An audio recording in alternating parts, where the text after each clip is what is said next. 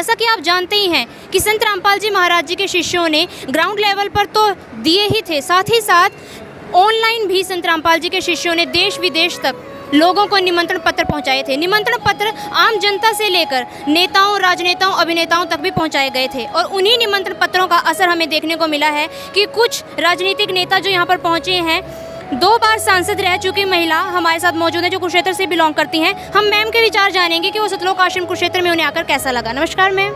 हाँ मैम, मुझे यहाँ पर आकर के बहुत अलौकिक आनंद की अनुभूति हुई है।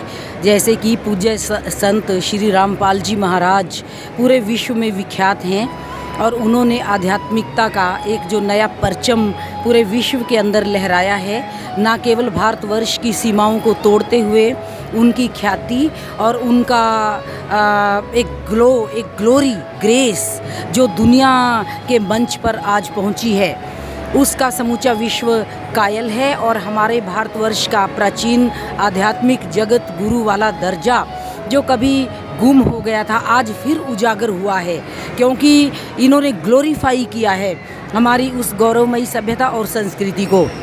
जैसे कि मिलजुल कर रहना और आपस में प्रेम, प्यार, भाईचारे को स्थापित करना, कायम करना, धर्म, मजहब, जाति, संप्रदाय विहीन समाज का निर्माण करना, गरीब कन्याओं की शादियां करना और महिलाओं पर अत्याचार बंद हों और हमारा भारतवर्ष संपन्न समृद्ध राष्ट्र बने।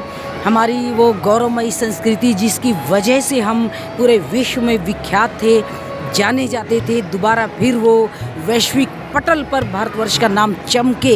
इस प्रकार के पूज्य संत हमारे श्री रामपाल जी महाराज जो पूजनीय हैं, जो प्रातः स्मरणीय हैं, उनके सानिध्य में लाखों लाखों लोग उनकी पवित्र वाणी से लाभान्वित हो रहे हैं, लाभ अर्जित कर रहे हैं, बुराइयों को त्याग रहे हैं, लोग शराब का सेवन छोड़ रहे हैं, नशों से दूर भागने के लिए तौबा कर रहे हैं और अपने जीवन में प्रेम प्यार से रहने का संकल्प ले रहे हैं। घरेलू कलह और घरेलू समस्याएं, दिक्कतें, परेशानियों से पार पा करके एक सच्चे आनंद की स्वर्गिक अनुभूति कर रहे हैं, जैसे कि मुझे भी आज हुई है अलौकिक अनुभूति।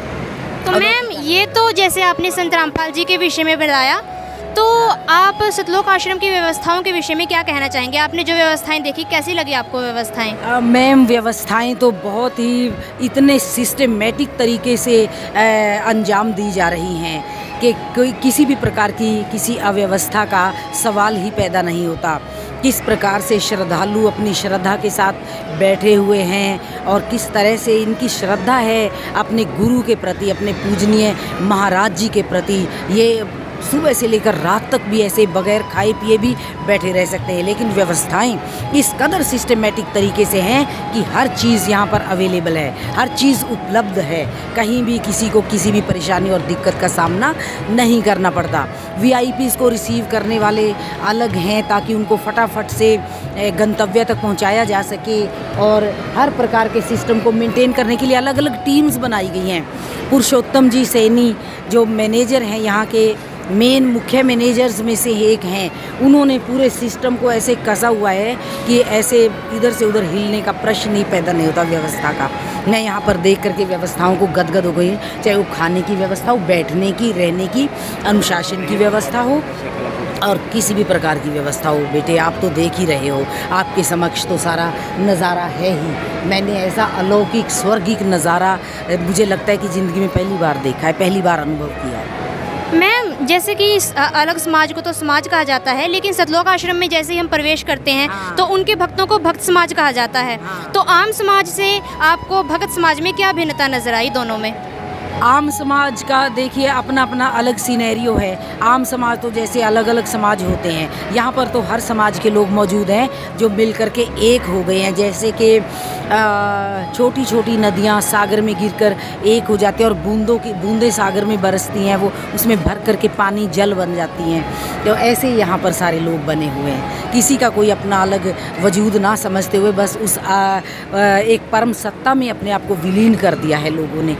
ये तो बहुत अच्छी बात है, क्योंकि इसके लिए तो तरसता है इंसान, मानसिक शांति के लिए और अलौकिक शांति के लिए। अपने जीवन में हमें कितनी खलिश और कितनी कमी महसूस होती है जब ऐसी जगह हम पदार्पण करते हैं और घर में भी उस नज़ारे को याद करते हैं, ध्यान लगाते हैं, कंसंट्रेट करते हैं उस चीज़ पर, और हमें कितना हमें ऐसा लगता है कि समस्या नाम की कोई चीज़ है ही नहीं। और जैसे ही हम परमेश्वर के सानिध्य से दूर होते हैं, हमें वही डीमंस, वही बुरी ताकतें घेर लेती हैं। तो हमें ज़्यादा से ज़्यादा गुरु के सानिध्य में रहना चाहिए। तो आप संत रामपाल जी के विषय में जनता को क्या कहना चाहेंगे, हमारे व्यूवर्स को? मैं जनता को यही कहना चाहूँगी कि ऐसे महान संत का हमें अनुकरण करना चाहिए, जिन्होंने बुराइयों को मुक्त करने का बीड़ा उठाया हुआ है, बुराई मुक्त समाज का निर्माण करने का, जिन्होंने भारत की प्राचीन गौरवमयी संस्कृति को ग्लोरीफाई करने का बीड़ा उठाया है। हमें इस प्रकार से उनके अनुकरणीय बनना चाहिए। जी, धन्यवाद। Thank you.